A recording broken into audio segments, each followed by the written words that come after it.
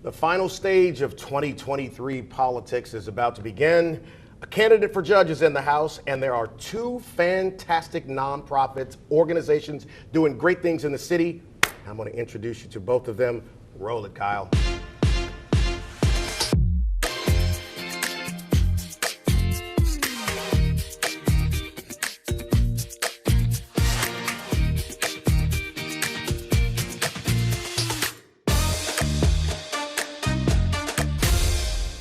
And can y'all believe it's November already? Where has this year gone? Man. Let's talk a little bit about politics. John Kuvion with JMC Analytics is here. And here we go. The runoffs are about to begin. Not very many of them. Been kind of a stale political cycle as it goes, meaning that it's not been as nasty as we've seen in the past. So let's talk about what we can expect during this runoff cycle. So basically, the primary season was very low wattage and late developing. I'm expecting more of the same for the runoff. Okay. In fact, with early voting set to start tomorrow, I don't think I've seen a single political ad. So what I think is going to happen is, while turnout was an abysmal 36% in the primary, I'm thinking 25 to 30, if even that, in the runoff. 25 to 30% Statewide. Statewide. All right, so let's talk about these legislative races that are on the ballot. Most of them, as we were talking about before we started the show, are here in the Capital Region. What about it? So what's interesting is that we have 2 state Senate runoffs and 18 state House runoffs. 7 of those 18 are here in the Baton Rouge media market. A couple of them are very interesting in that they do have a rarity in Louisiana, which is genuine party competition. So House District 68, where Belinda Davis is facing off against Republican Dixon McMakin. House District 70, where Republican incumbent Barbara Freiberg is facing Democrat Steve Myers. Those are 2 genuine two-party competitive districts. Okay. But yes, 7 of them are in the Baton Rouge media market, so hopefully that will help with turnout, maybe a percentage point or 2. Why do you think the money was a little bit dry this cycle? I think what's happening with the money is that, in my opinion, it's fairly controversial, but in my opinion, I think you have this misbegotten notion that you need to wait until the final minute to campaign or advertise. The reason I'm saying that is a mistake is, do you know that in the primaries, 34% of the vote was cast early? So basically, if you're waiting until the last week to do your introduction to the voters, you've already missed out on the third of the voters, and you don't know under what knowledge and or what circumstances they pick their candidate. So, you know, there was a feeling of inevitability in the governor's race that either it was going to be an outright win or win in the runoff by Jeff Landry. And I wondered what that did for people's confidence about turning out. It's like, you expect the guy to win. Well, he's not on the ballot for the runoff, and you're talking about 25 to 30%. So then what race is the hottest on the ballot, or the one that you say this will get people out? To tell you the truth, none of them. Okay. As much as it's politically incorrect to say so, given that the 3 statewide offices on the ballot are not getting any advertising and very minimal attention, probably the best of the 3, and that's not saying very much, but the best of the 3 perhaps would be the Secretary of State's runoff, just because in the aftermath of the 2020 elections, election fraud is the topic du jour. And so now what used to be kind of a low-key office suddenly is kind of the topic of conspiracy theorists and or people who may be concerned about how elections are conducted.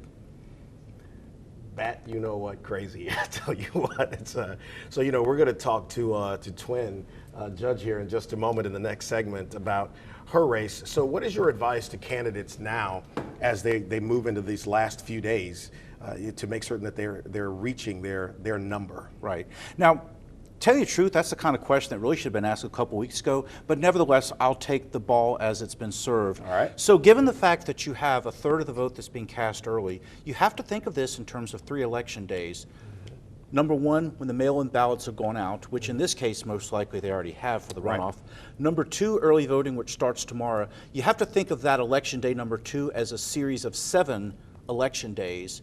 Number 3, election day itself. In other words, you can't take your foot off the gas or put all of your chips into November 18th. You have to start thinking of all elections all the time for this runoff.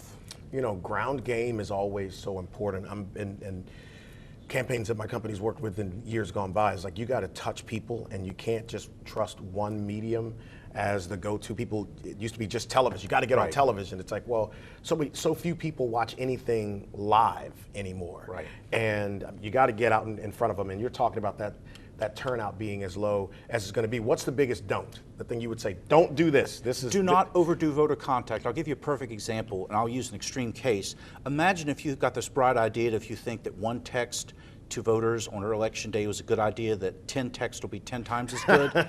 No. No, that's actually good. The Don't law do of that. diminishing returns, because one thing I think that's important, it's kind of antiquated and cheesy to say so, but I'll say it anyway, respect the voter. Do not act like they have nothing but time for your message. Make it short, sweet, to the point, and only do 1 or 2 times, but certainly don't flood them. All right. Well, when this whole thing is over with, we'll come back and talk about what's next, because Landry's put together his transition team. He's still adding names to it, so we hadn't had a chance to talk about that, and I want to pick your brain about that too. It'll be interesting, yes. JMC Analytics, look him up, guys. Great information, a fantastic pollster as well. All right, Colette Jackson is going to be here with us on set to talk about her candidacy for judge next.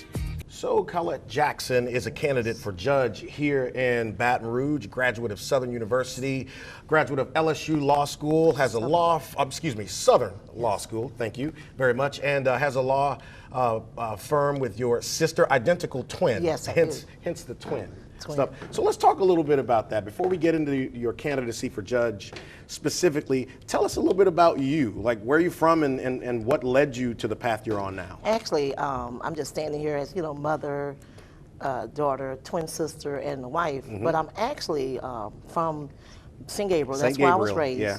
And then I was raised in Gardere Lane. So I actually lived in the Gardere Lane area, very humble beginnings, with a single mother due to a divorce. So we had this dysfunction.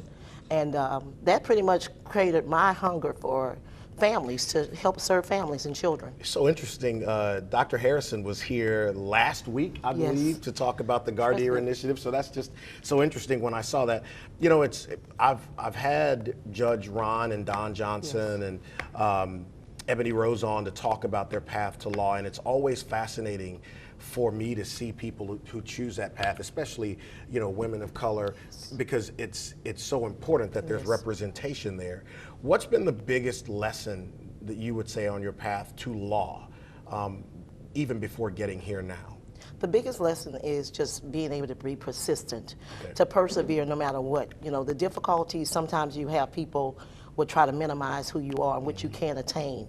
I believe just the persevering faith that I have as a minister of the gospel, as well as president of Gardere Initiative, it was instilled in me very young that it was not how I started, it was how I finished. Yeah. And we have to work our way up. And so I think it was just that persevering faith is what pushed me. That's the lesson that I got before I went to law school. It took me to persevere, to run a law practice for the last 17 years with my twin sister. It took us to persevere. And to do it without having to get so caught up into, different things. We just stayed our course and we stayed true to ourselves. I mentioned this to John Couvion earlier about and I mean this as a compliment, the lack of toxicity in the politics this cycle. But I watch the way that you operate and you've engaged this, and you've kept it extremely classy. Yes. And that's a reflection of you and your campaign. What has been your method of engaging with voters to make certain that they see you and they want you to represent them? I just keep it 100. I'm very transparent. I actually go to the voters. I believe that people know who you are. Finances could be a restraint for some people, but if you get to know the people and allow your character for who you stand, be who that is, and they know who you are.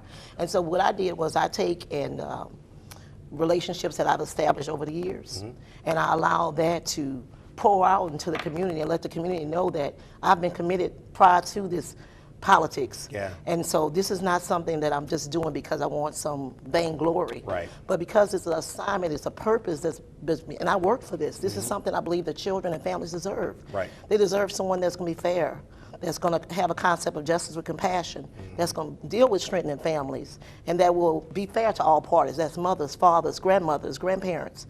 And so that's who I am. It's interesting because being a candidate for judge, the politics of running for judge is very different than running for other offices. Yes. The things you can and can't say, the style of politics.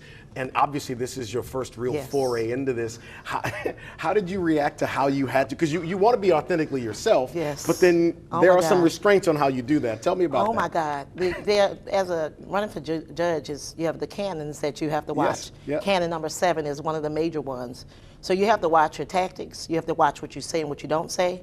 Also, you have to, and I think it aligned with me anyway. Right. But I would want to get a little aggressive sometimes when people do some things. But with that being said, I just stay true to myself.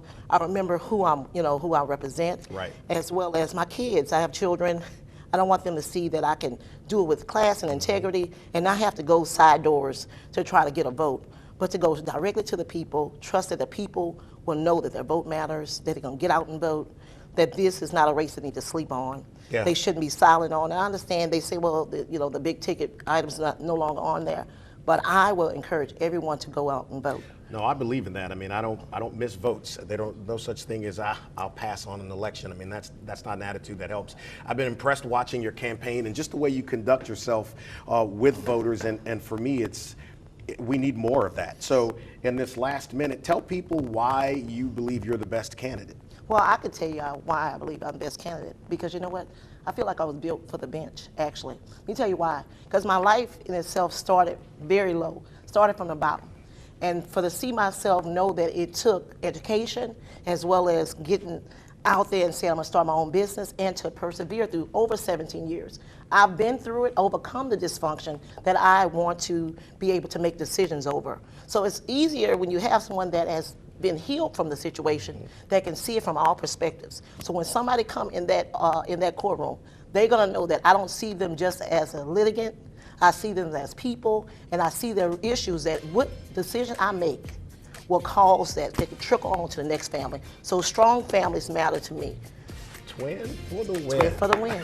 That's what I'm talking about. All right, thank you, Twin. Let's talk about the Elvin Howard Pancreatic Cancer Foundation's event coming up.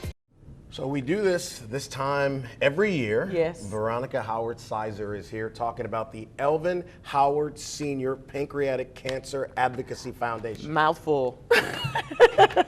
All right, y'all, that's it. Been a good show. See you Yeah. next week. All right, so let's talk about this weekend. You got the 5K run Yes. happening. There's a beautiful graphic for it. If you're watching on Saturday, you might have missed it, but you can still support the organization. But yeah, let's talk about the 5K first. We are so excited to be presenting this again in conjunction with the City of Baker. Mayor Waits there is very excited about bringing this back to his city. And we plan to have a lot of fun, entertainment, free food. Big Chief, as he's called, is going to be Chief there. Dunn, yeah. Yes, he's going to be there. He's going to be cooking. And we're just going to have a lot of fun learning about being healthy. And it's about taking care of your body, making sure that you are an advocate for your body. So let's talk a little bit about the foundation and what it does. Obviously named after your father, Elvin Howard Sr., who was a long time member of the team here at WBRZ. Yes. And by the way, shout out to Ed Ball. What's up, Yeah. Ed? I'd seen Ed in a while. Yeah. Let's talk about why you started the foundation. We started the foundation because my father was misdiagnosed with pancreatic cancer. That's just simply it. And my mom, being a nurse, knew that when you are normally diagnosed with pancreatic cancer, it is really too late. Pancreatic cancer has one of the lowest 5-year survival rates of any of the cancers out there. The prognosis is dire for many people who have pancreatic cancer or who are diagnosed with pancreatic cancer. So we understand that early detection is the key. It's the key to survival. It's the key to getting that Whipple surgery. So if you're able to get in early, if you're able to understand what those early signs and symptoms are, your success rate increases dramatically with that early detection. And then the foundation, since its inception, has been able to accomplish a number of things. Talk about some of those. Well, one of the things that we have been able to accomplish, and a lot of that is thanks to WBRZ, is we've been able to get the word out. We've been able to be on TV and radio with our partners at Cumulus to just get the word out about those early signs and symptoms that we just talked about. And so we've been able to help so many people. We've gotten a lot of testimonials back where people say, thank you so much. Even from the caregiver standpoint, with my mom being a caregiver, understanding that the caregiver have a very important part in the healing of their loved one. So it's just being there, making sure we get the word out on the awareness side, and then also being there for the pancreatic cancer patients and their families. Well, let's talk about the next event that's going to be taking place. And last year it was at Helix Yes. Academy, which was beautiful. It was beautiful in there. The way it was set up, there was actually a plane on the inside of there, so that was pretty cool. And this is on Friday, November 10th. Let's talk about that. That's actually the gala. Right. It is our, we call it a fundraiser because we want to keep people in the mindset of that this is about raising funds. And Clay, thank you very much for hosting that for us last year. It was a great time. We had a great time. So this year it's going to be at Drusilla Place Catering. You know, Helix is a school and they need to get back to teaching. That's right. That's right. It's a beautiful hangar, but their primary goal is teaching students. So we had to, we got kind of kicked out of that, evicted out of that. So we're going to be at Drusilla Place Catering on Friday, November 10th at 7 o'clock.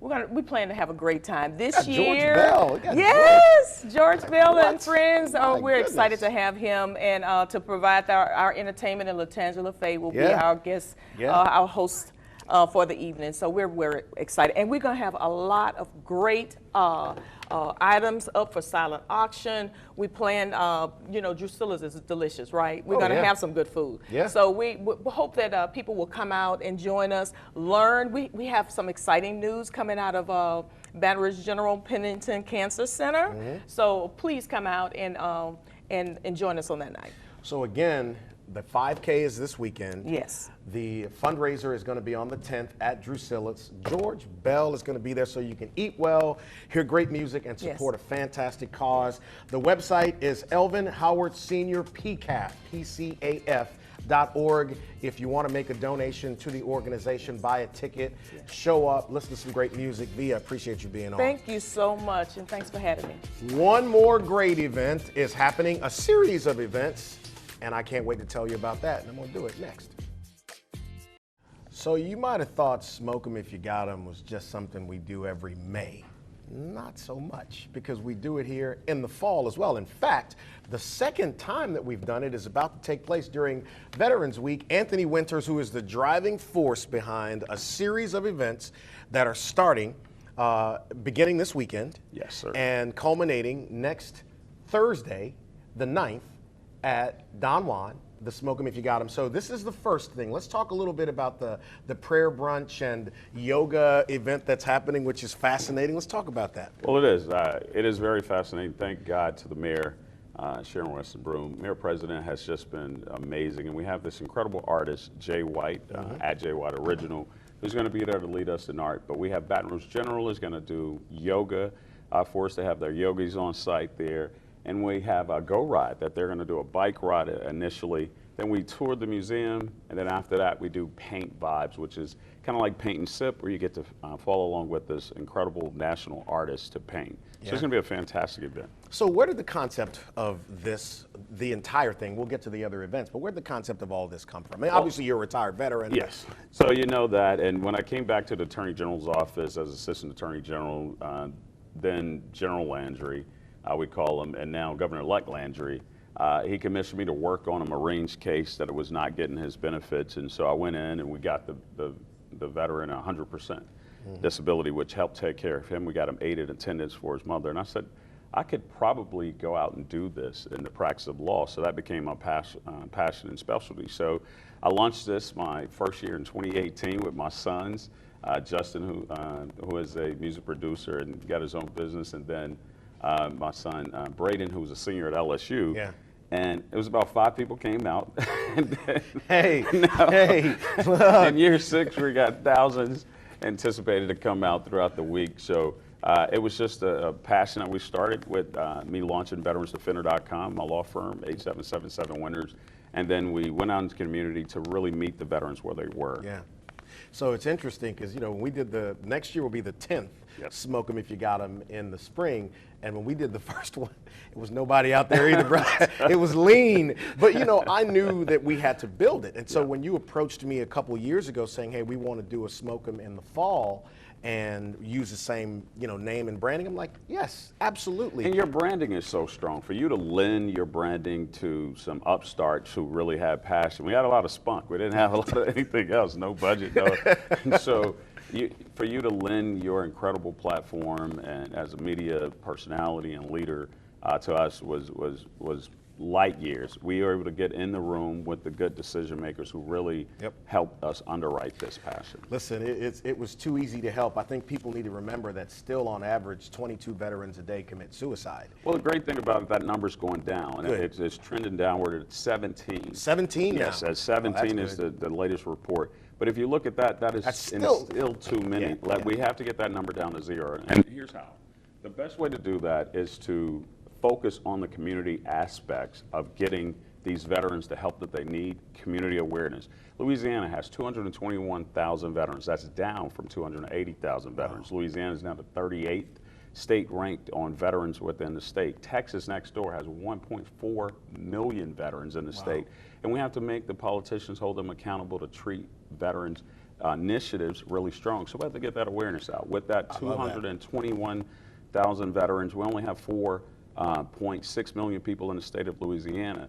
221,000 times 4, it's about 4-person households, about 800,000 veterans and their family members. We have to get the message out to the family members because that's who's going to save the veteran first and get that number down to 0. Well, look, I got about a little more than a minute left, and you got some stuff here for. Oh, we got some from our good sponsors. I'm telling you what, boy. At the brunch, we got Red Reed Vodka. It's a locally owned sugarcane farmers have Calm down, produced this vodka. This is a Louisiana-made vodka. Can you believe that? Sugarcane. So you got to come out to the brunch, get registered at Eventbrite, and then, of course, we have our beer. We do our partnership with Tin Roof Brewery right down the street. Yep. Tin Roof Brewery have the gunner in charge of the Marines this year. After that Thursday smoke 'em, we have the audacity to have the Marine Corps Ball at the Cotillion Ballroom on Friday. On that Saturday, we have the 5K, the Devil Dog Dash with the Marines, and so that's who we named our beer American Lager for this year. And then Saturday, later that day, we're at Southern University sponsoring their Military and Veterans Appreciation Game with none other than Mike Foster Project performing. It's going to be a busy weekend. I'll make the doings. I think he's leaving all this stuff here. Oh, with us. yeah. We even got you a cool shirt My from Veterans man. Defender. See, I like guests who bring gifts, man. Veterans Week. Check it out, y'all. We look forward to seeing y'all out and about at these events. I appreciate you, brother. Oh, thank you. As Y'all always. have a great weekend. Next week, we'll talk a little bit about another organization that's helping young people here in the community. And Gumbo,